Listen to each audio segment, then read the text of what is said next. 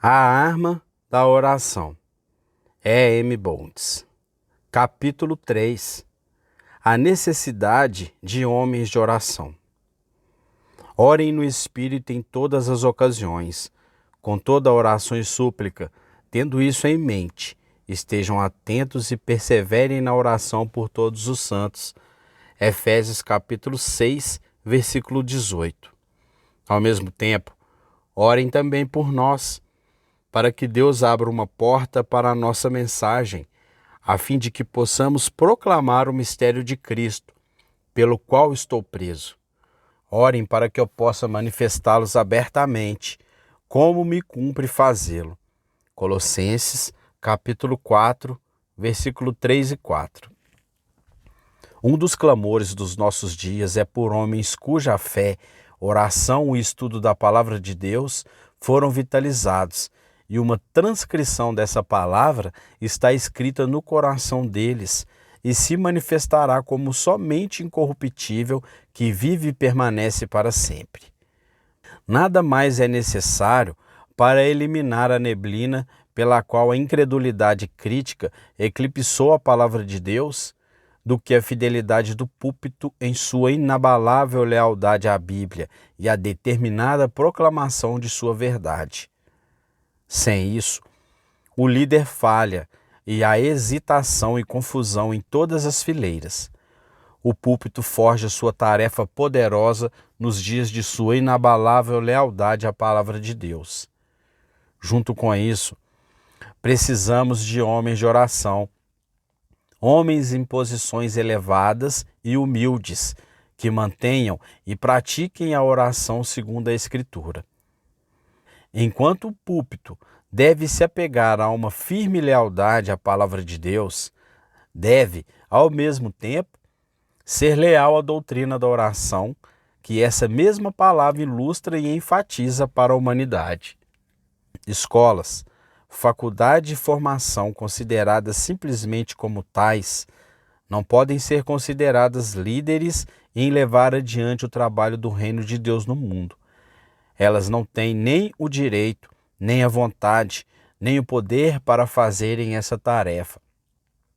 Isso deve ser realizado pela palavra pregada, entregue no poder do Espírito Santo enviado do céu, semeada com mãos de oração e regadas com as lágrimas de corações de oração. Esta é a lei divina e, portanto, nomeada por juramento. Estamos presos e selados a ela. Nós seguiremos o Senhor. São necessários homens para a grande obra de salvação das almas, e os homens devem ir. Não é de uma força angelical e impessoal que precisamos. Corações humanos batizados com espírito de oração devem levar o fardo dessa mensagem. E línguas humanas em chamas, como resultado de oração fervorosa e persistente, devem declarar a palavra de Deus a homens que estão morrendo. A igreja hoje precisa de homens de oração que executem sua responsabilidade solene e urgente de enfrentar a terrível crise que a confronta.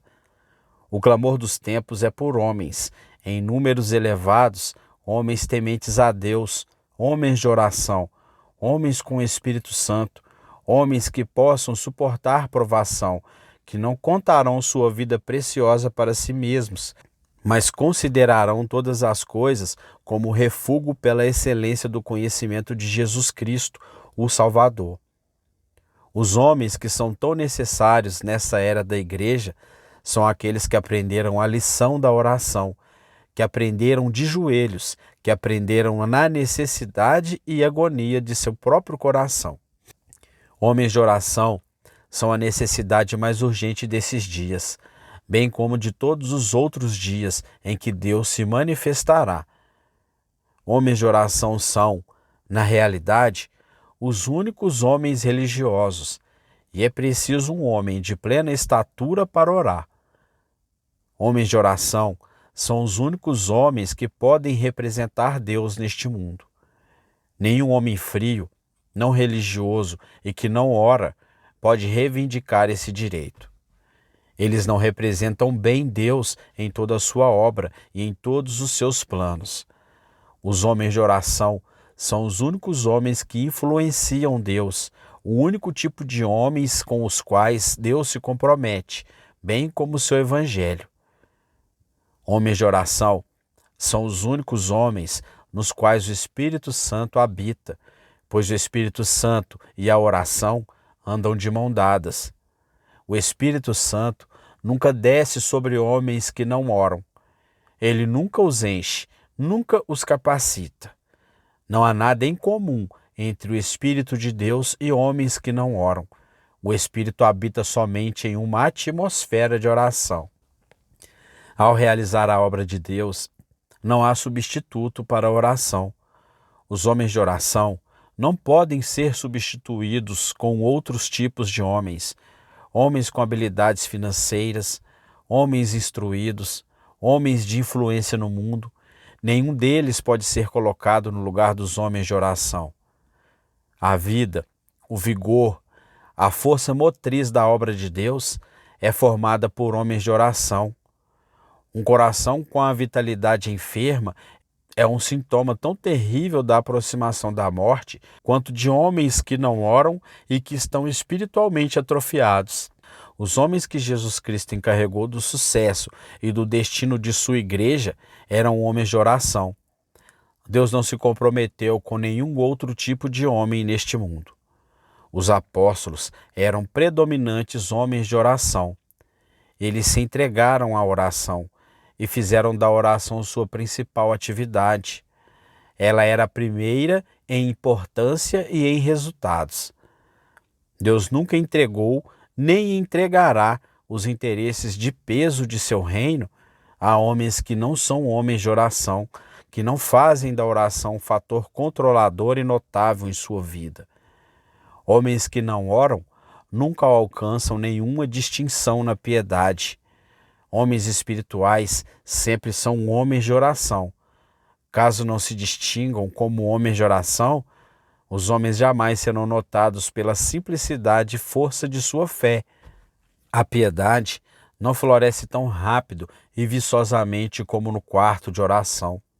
O quarto de oração é o jardim da fé. Os apóstolos não permitem que nenhum dever, por mais sagrado que fosse, os envolvesse tanto a ponto de consumir o tempo e impedi-los de dar à oração o primeiro lugar. A palavra de Deus era ministrada com zelo e fidelidade apostólica. Ela era anunciada por homens com comissão apostólica e cuja cabeça havia sido batizada pelas línguas flamejantes do Pentecoste.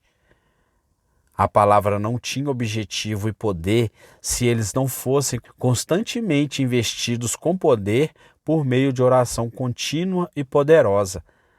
A semente da palavra de Deus deve ser saturada de oração para que possa germinar. Ela cresce com rapidez e lança raízes profundas quando está encharcada de oração. Os apóstolos eram eles mesmos homens de oração. Eram mestres da oração e treinavam seus discípulos na escola da oração.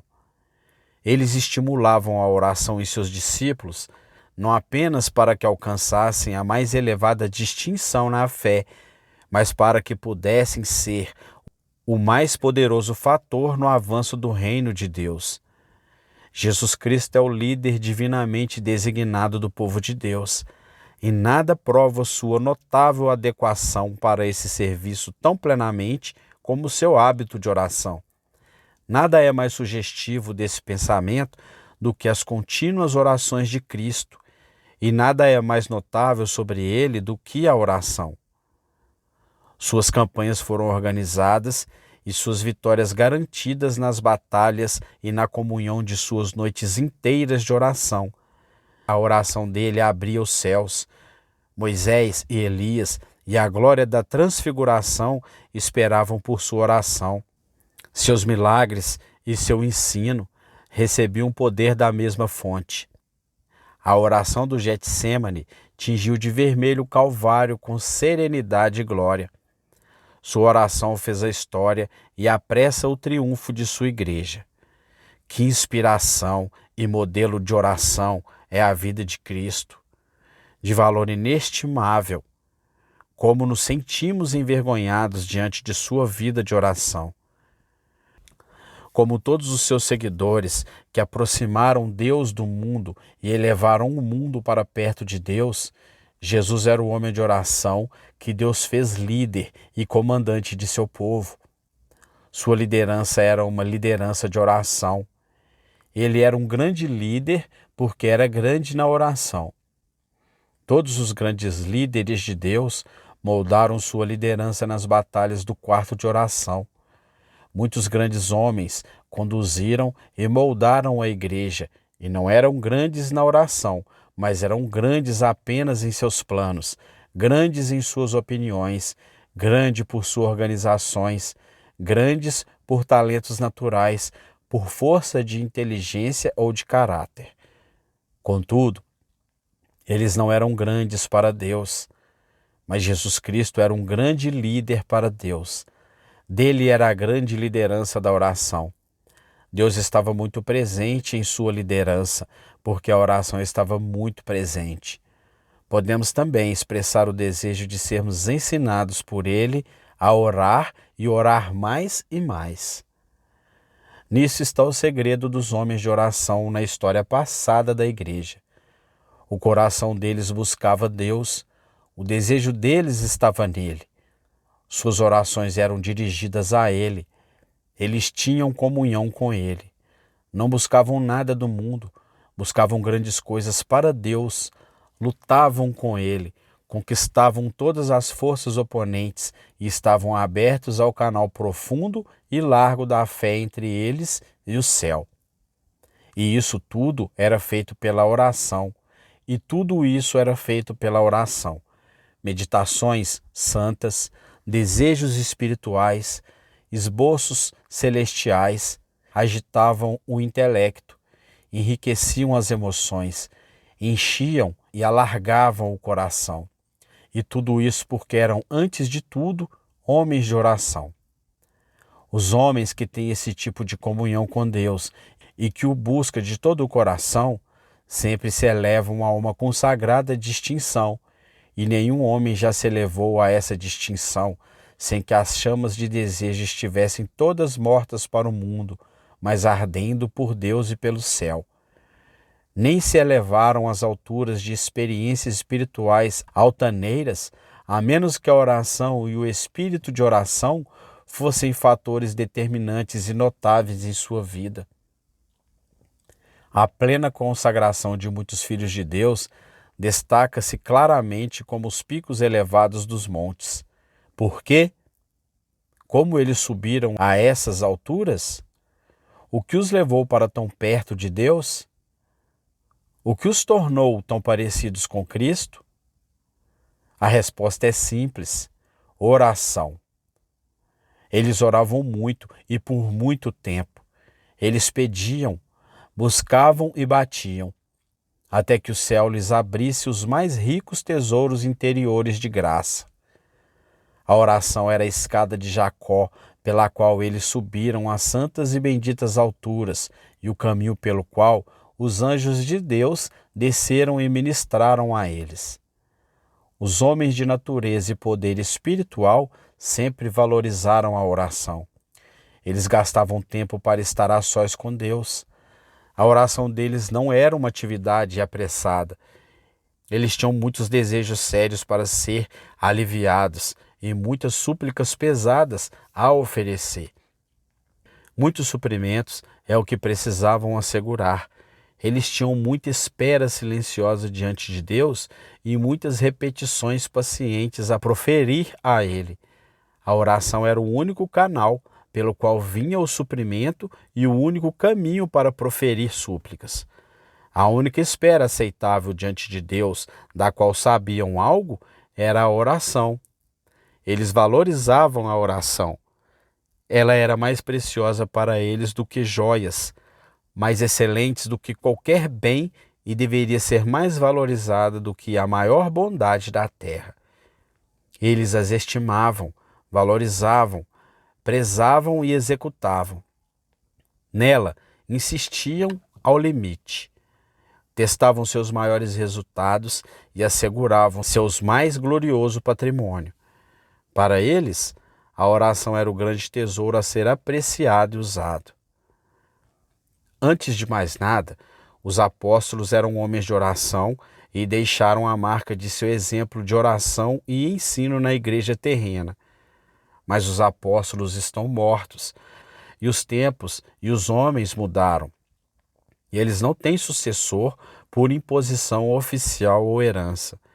E os tempos não têm licença para fazer outros apóstolos.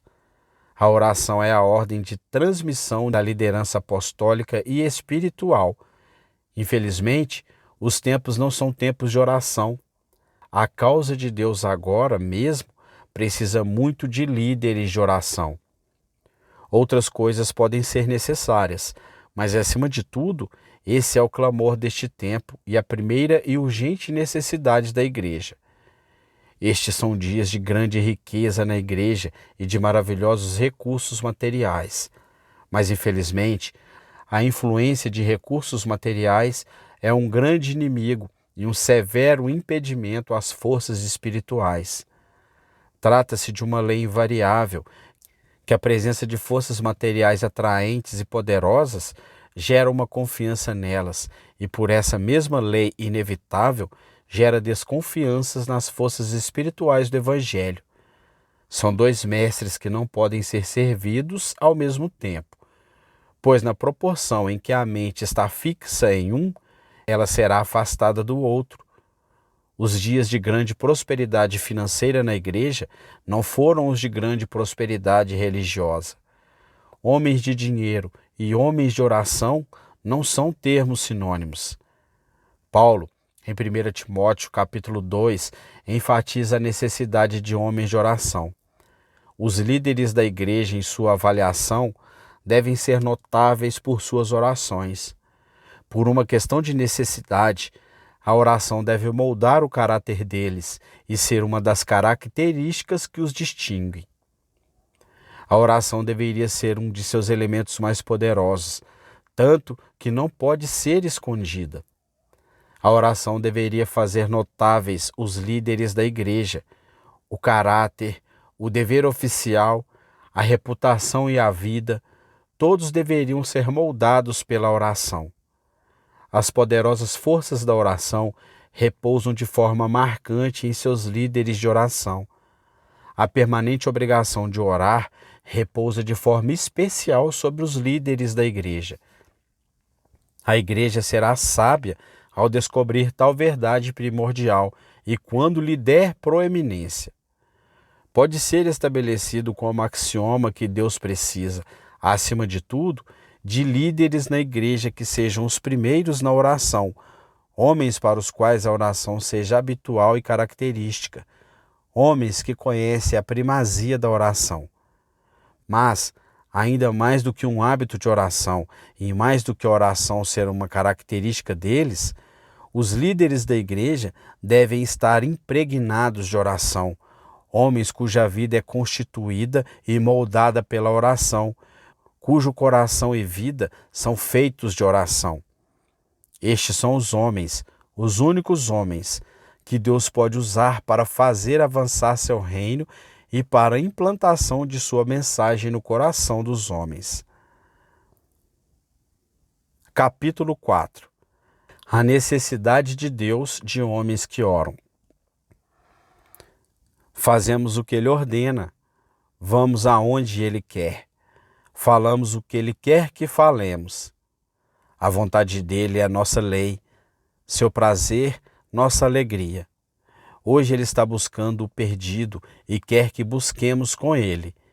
Ele está pastoreando as ovelhas e quer nossa cooperação. Ele está abrindo portas em terras pagãs e quer nosso dinheiro e nossas orações. Prosseguimos agora a declarar que se exigem líderes de oração para manter a igreja conforme os objetivos de Deus e para adequá-la a fim de que possa ser usada por Deus. Assim como líderes de oração preservam a espiritualidade da igreja, Também líderes que não oram incentivam condições não espirituais. A igreja não é espiritual pelo mero fato de sua existência, nem por sua vocação. Ela não está presa a uma sagrada vocação por descendência, nem por sucessão, assim como acontece no novo nascimento. Não nasceram por descendência natural, nem pela vontade da carne, nem pela vontade de algum homem, mas nasceram de Deus. João capítulo 1, versículo 13. A igreja não é espiritual simplesmente porque está relacionada a valores espirituais e trata destes.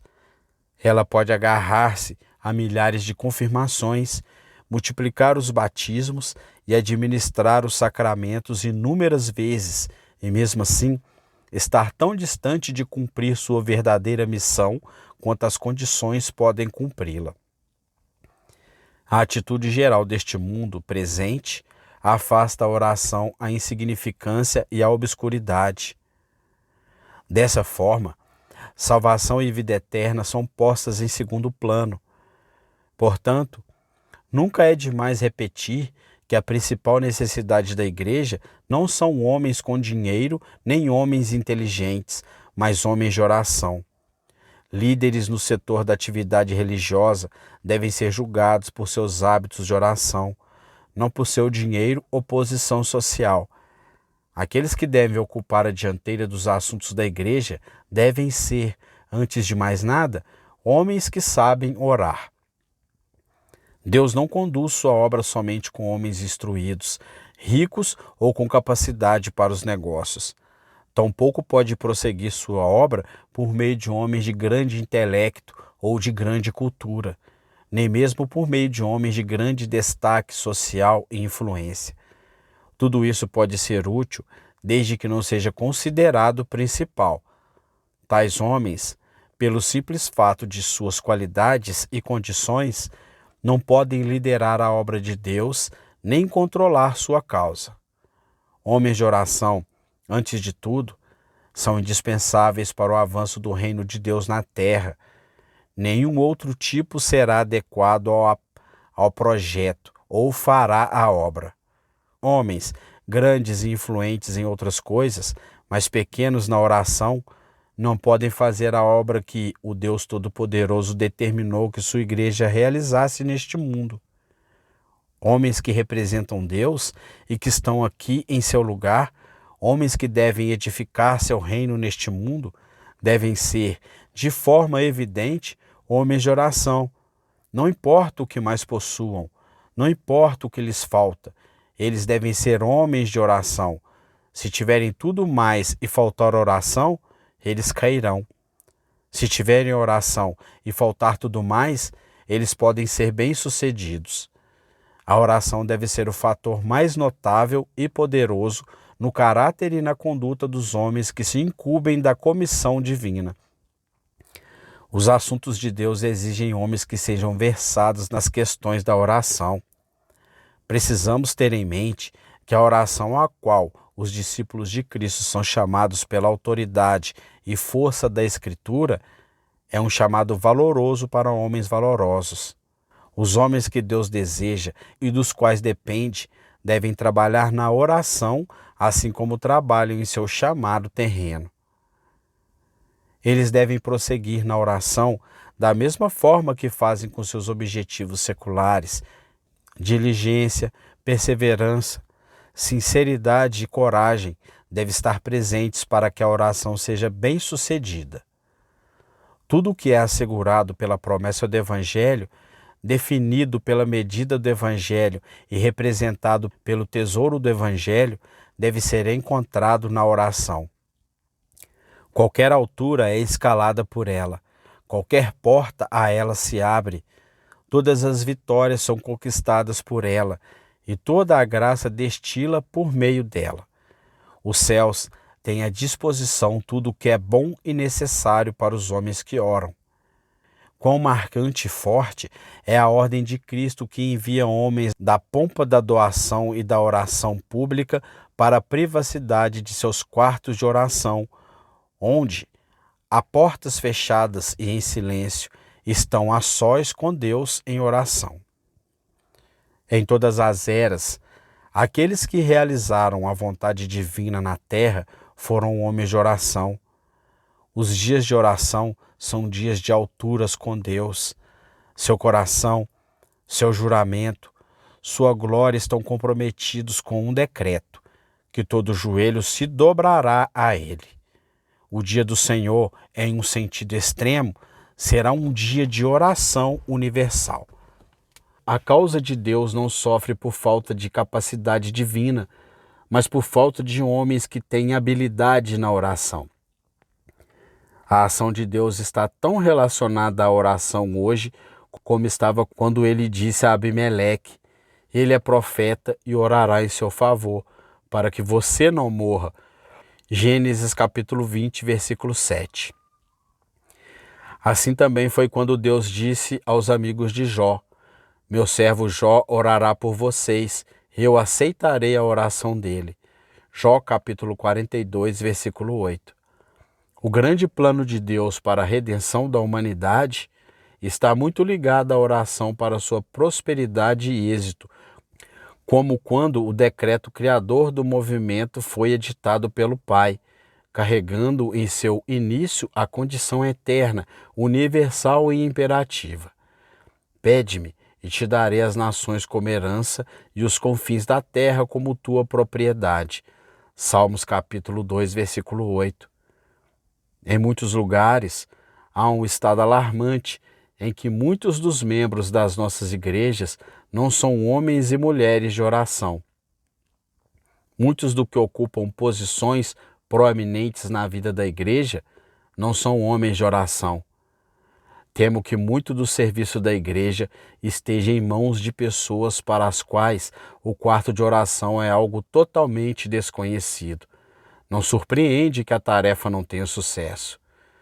Embora possa ser verdade que muitos na igreja façam orações, é igualmente verdadeiro que suas orações são estereotipadas. Suas orações podem estar carregadas de sentimentos, mas são subjugadas, tímidas, sem fogo nem força. Mesmo esse tipo de oração é feito por uns poucos homens que encontramos nas reuniões de oração. Aqueles cujo nome se encontram em grande número nas grandes assembleias da igreja não são homens notáveis por seus hábitos de oração. Entretanto, em si mesmo, o trabalho em que estão envolvidos deve depender necessariamente da suficiência da oração. Esse fato é semelhante à crise que seria criada se um país tivesse que admitir diante de um invasor inimigo que não pode lutar e que não tem conhecimento das armas com as quais se trava uma guerra. Em todo o plano de Deus para a redenção humana, ele propõe que os homens orem. Os homens devem orar em todo lugar, na igreja, no quarto de oração, em casa, nos dias santos e nos dias seculares. Todas as coisas dependem da medida das orações dos homens. A oração é a força e inspiração da vida. Oramos quando vivemos, vivemos quando oramos. Nunca seremos melhores do que a qualidade do quarto de oração. O mercúrio da vida subirá somente pelo calor do quarto de oração. Quem persiste em não orar, por fim, porá a própria vida abaixo de zero. Medir e pesar as condições da oração é descobrir prontamente porque muitos homens não oram. As condições são tão perfeitas, tão abençoadas, que só um caráter raro pode satisfazê-las. Um coração de amor, um coração que mantém até os inimigos em amorosa contemplação e oração preocupada, um coração do qual toda a amargura, vingança e inveja purgada, uma raridade. Entretanto, essa é a única condição de mente e coração em que um homem pode esperar comandar a eficácia da oração. Há certas condições impostas para a oração autêntica. Os homens devem orar, levantando mãos santas. 1 Timóteo, capítulo 2, versículo 8.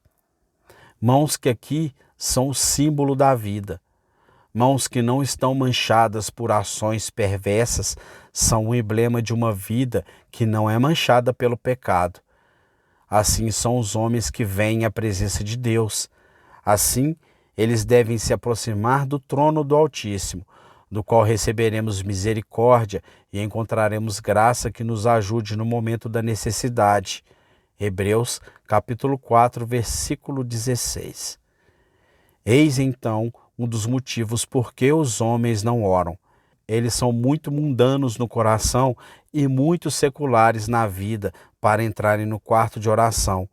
E embora entrem, não podem oferecer a oração eficaz e poderosa de um justo que alcança muito. Tiago, capítulo 5, versículo 16. Mais uma vez, mãos são um símbolo de súplica. Mãos estendidas representam um apelo por auxílio. Na atitude silenciosa, mas eloquente de uma alma desamparada diante de Deus, apelando por misericórdia e graça. Mãos também são símbolos de atividade, poder e conduta. Mãos estendidas a Deus em oração devem ser mãos santas, mãos limpas. A palavra santo aqui significa imaculado, sem mancha, puro e que observa religiosamente todas as obrigações. Quão distante está tudo isso do caráter dos homens amantes do pecado, cuja mente é secular, que seguem a disposição da carne, manchados por lascívias carnais, marcados por indulgência, impuros de coração e conduta. Aquele que busca a equidade deve ser a equidade. É a máxima dos tribunais terrenos. Então, aquele que busca bons dons deve praticar as boas dádivas de Deus. Essa é a máxima dos tribunais celestiais. A oração é sensível e sempre afetada pelo caráter e conduta daquele que ora. A água não pode se elevar acima do seu próprio nível, assim como uma oração impecável não pode fluir de um coração maculado. A oração correta nunca nasce de uma conduta tortuosa. O que os homens são por trás de suas orações é o que dá caráter às suas súplicas. O coração covarde não pode fazer orações corajosas. Homens manchados não podem apresentar súplicas limpas e puras. Não são nem as palavras, nem as ideias, nem os sentimentos que modam a oração, mas o caráter e a conduta. Os homens devem andar honestamente para que possam orar bem. Um mau caráter e uma vida injusta destroem a oração. A oração segue o tom e o vigor da vida do homem ou mulher que a executa. Quando o caráter e a conduta estão em declínio, a oração mal consegue sobreviver, que dirá florescer. O homem de oração, quer seja leigo, quer seja pregador, é o braço direito de Deus na questão dos assuntos espirituais. Ele gera as condições, inicia os movimentos, faz as coisas acontecerem. Pelo fato e condição de sua criação e redenção, todos os homens têm a obrigação de orar. Todos os homens podem orar e devem orar. Mas quando se trata dos assuntos do reino, que seja dito de uma vez por todas: um homem que não ora na igreja de Deus é como um órgão paralisado do corpo físico. Ele está deslocado na comunhão dos santos, não está em harmonia com Deus e com os seus propósitos para a humanidade. Um homem que não ora impõe obstáculo ao vigor e à vida de todo o sistema, assim como um soldado desmoralizado é uma ameaça no dia da batalha, a força da qual faz parte. A ausência de oração diminui todas as forças da alma, enfraquece a fé, abandona o viver santo, deixa o céu de fora. A linha é bem definida nas Escrituras Sagradas entre os santos de oração e os homens que não oram. Escreveu-se a respeito de John William Fletcher de Medley, um dos santos de oração. Ele era bem mais abundante em seus esforços públicos do que a maioria de seus companheiros no santo ministério. Entretanto, Esses esforços não era proporcional aos exercícios internos de oração e súplica aos quais ele se entregava inteiramente em particular, que eram mantidos quase ininterruptamente por horas e horas. Ele vivia no espírito de oração, e qualquer que fosse a tarefa com que estivesse envolvido, esse espírito de oração se manifestava constantemente em todas elas. Sem isso, ele não fazia plano algum, nem iniciava qualquer dever. Sem isso, ele não lia nem conversava. Sem isso, ele não fazia visitas, nem recebia visitantes. Houve períodos de súplicas em que ele parecia ir muito além dos limites comuns de devoção, quando, como seu mestre no Monte da Transfiguração, enquanto prosseguia derramando sua poderosa oração, a aparência de seu rosto mudava e sua face era como a face de um anjo. Ó Deus, levanta mais homens que orem como John Fletcher. Como precisamos nesses dias de homens por intermédios dos quais Deus possa agir.